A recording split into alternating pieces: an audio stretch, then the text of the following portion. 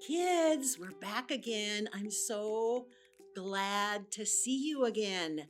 Last week, we talked about a couple different things. We talked again about when Jesus died on the cross and rose again, and then he came back in a new body and met with his disciples.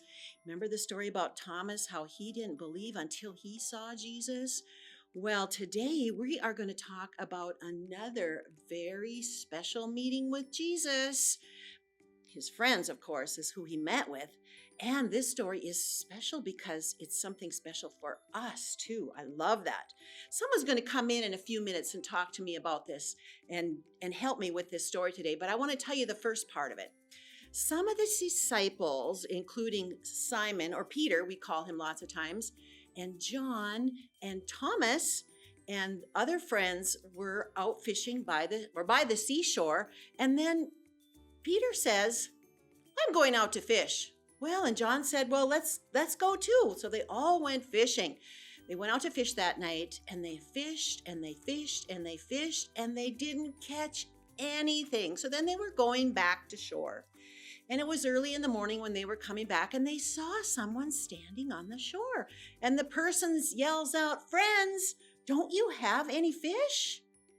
And then he said, throw your nets on the right side of the boat and you'll find some. Well, they'd been out there all night, but they thought, well, we'll try that. And they did. And they caught so many fish. They couldn't even pull all the fish into the boat. There were so many fish.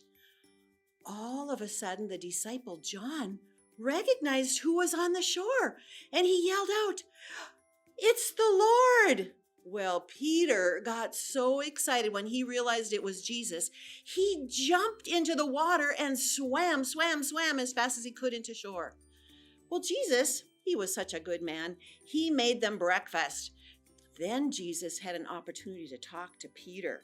Do you remember that rooster story from Easter when Peter said, oh no, I don't know Jesus? Because Peter was afraid that the same thing that happened to Jesus might happen to him.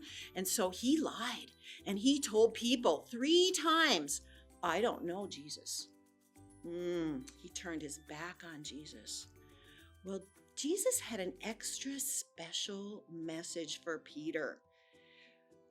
But he told him in kind of an unusual way. 3 times he asked Peter, Peter, do you love me? Peter, do you love me? Peter, do you love me? Well, every time Peter answered, and do you know what he said? He said, yes, I love you. And then Jesus answered and said, take care of my lambs, take care of my sheep. Well, he wasn't talking about being a farmer. He was talking about taking care of the people of God. He wanted them to take care of people. Jesus wanted Peter to take care of people. And then Peter started asking about, well, what about John? What about this other guy? Well, that wasn't Peter's business, was it? That was God and John's business. But he said this to Peter, Peter, listen to me. You must follow me. That was the words of Jesus. You must follow me. Well, this is what he is saying to you and to your parents and to all people right now. He's saying, please, please follow me. That's what he wants. I brought a magnet with me today. Now, most of you know what a magnet does, right? This is a metal measuring cup. Now, look at this. Whoa, what just happened? What do magnets do? Magnets pull. Did you see how that worked? Well, magnets are always pulling on something. Well, God is like a magnet. He is always calling, always pulling us toward him. Always pulling us toward him. Always calling us, pulling us toward him. And we have to answer him. We have to make a decision. So my daughter, Miss Jess, is going to come over. I think some of you have really missed Miss Jess. Can you say hi, Miss Jess? Hi, friends. Well, she has some stories about Jesus calling her, just like this magnet is pulling this little girl toward it. Can you tell me a story about when you were first called to follow Jesus and serve Jesus? I'd love to hear it. I think the kids would love it too, Miss Okay, Jess. I'll tell them that story. Okay. So when I was a really little girl, Like how old do you think? like about 3, 3 years Yeah. old? my dad used to read me stories from a Bible. Yes, he did And like I to do knew- that. I knew lots of Bible stories. And one of my favorites was about Samuel. And Samuel was a little boy who God spoke to. Yes, he In did. the night, he was laying in his bed and he Mhm. heard Samuel, Samuel. And he thought it was his friend Eli calling him, talking to him. So he went and said, "What, Eli?" And Eli was asleep. He said, "I didn't call you." Maybe it wasn't Eli talking to him. It wasn't. And so he did this a few times. And finally, Eli realized, the grown up in his life said, "You know what? I bet it's God talking to you, Samuel." So the next time that happens, you say, "Here I am, Lord. Speak to me." And so it happened again. And God spoke to Samuel. And Samuel was a little boy. And so my dad told me that story when I was little. So I knew from a young age that God was going to talk to me. And I had to listen. So you were like expecting that. Yeah. Oh, I cool. knew he would talk to me. So That's when I very was cool. about 4 years old, I was watching a video it was a Bible story about Esther. Mm. And Esther was a really cool story. If you don't know that story, have your mom and dad read you that story. 'Cause That's a it's- Bible and that's a book in the Bible. It's called Mhm. Esther, and it's a story about a princess. And in that story, God spoke to Esther through her cousin Mordecai, and he said, "Who knows, but you've come into the kingdom for such a time as this." And so I was 4 years old, Hmm. and I knew I had come into the kingdom for such a time as this. You knew that? 4 years old. 4 years old. So God, it was like this.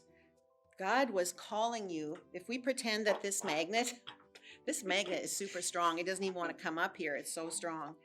If God is like this magnet and he is pulling you to him, was it Mhm. like that, Miss Yeah. Jess, would you say? Yeah. So do you think he wants to do that with other people? With every Everybody. kid, with kids? Every kid, even if they're 2 years old, 3 years old, 4 years old, they can hear God and talk to God, and God listens. Wow. And He created them for special things.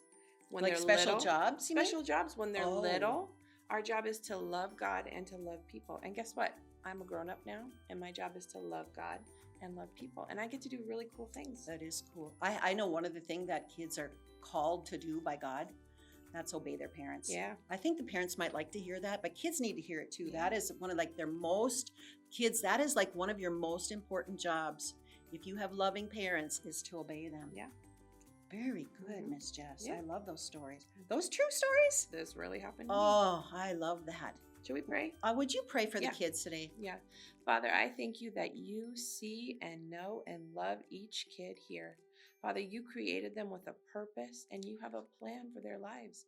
Even when they're little, God, you are speaking to them. Father, I pray this week you would speak to each kid watching. Help them to hear you. Help them to sense your presence. Lord, help them to know how much you love them. And Jesus, I pray that for the grown-ups too, that they would experience your love Yes. in a powerful way.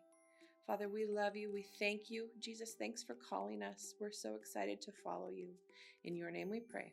Amen. Amen. It is an exciting thing. Mhm. When you think about God showing us what to do, calling us, helping us to do his will, that's so cool. Well, kids, guess what happens next? I'm going to ask a question. Will Jesus appear again in his new body? We'll find out next week. How can he help us to do these things, Miss Jess? I don't know. We're going to find out after we say yes to him. Believe me, he wants to help us. We must follow Jesus. Bye, kids.